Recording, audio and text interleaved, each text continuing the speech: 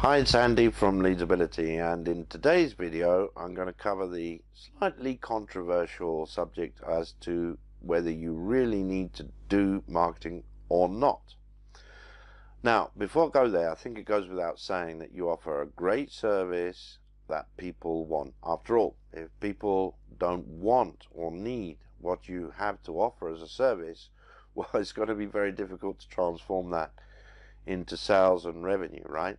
But I've got a video on this which is called What is Marketing, so I'll pop a link in here and you can watch that after. It's not very long. But let's get back to the core question. Do you really need to do marketing? Well, the answer is almost certainly yes, you do. And the reason is because of competition. After all, very few of us have something so unique that we are the only ones where customers can go to get what they want. Okay?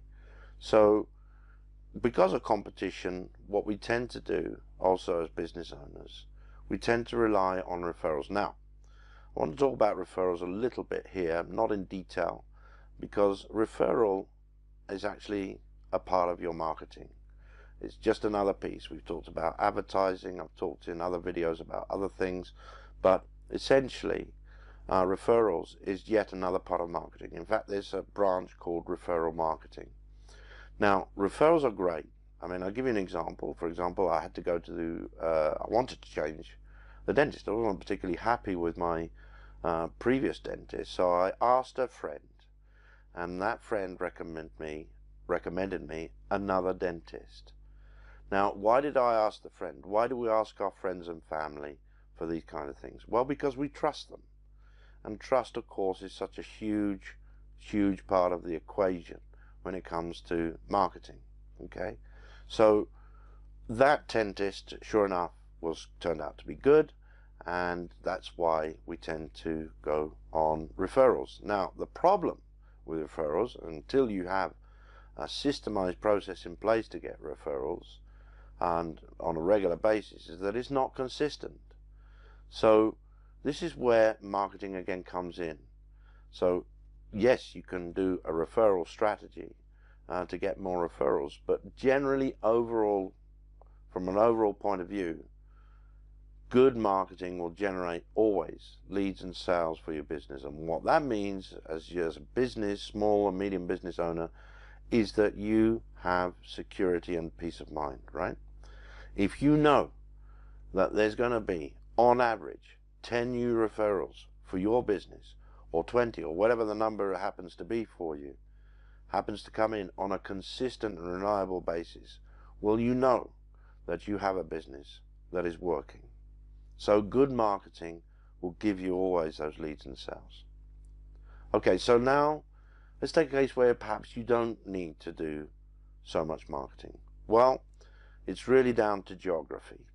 So for example, I get my car serviced here in my local town, and I could go to the dealership, which is further away, something like 30 miles or 50 kilometers away, and I could go and get my car serviced there. Why do I go to my local one? Because he's the only one. He's the only auto mechanic in town. There isn't anybody else. And he provides a great service. My car is always fixed. It gets delivered on time. And it's reasonably priced. So I don't have to go 30 miles or 50 kilometers to get my car serviced.